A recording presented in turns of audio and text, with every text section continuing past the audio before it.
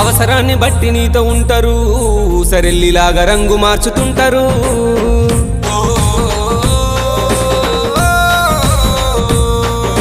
లేని ప్రేమ మీద ఒలుక పోస్తారు, నటిస్తూనే కోతులెన్నో తీస్తారు.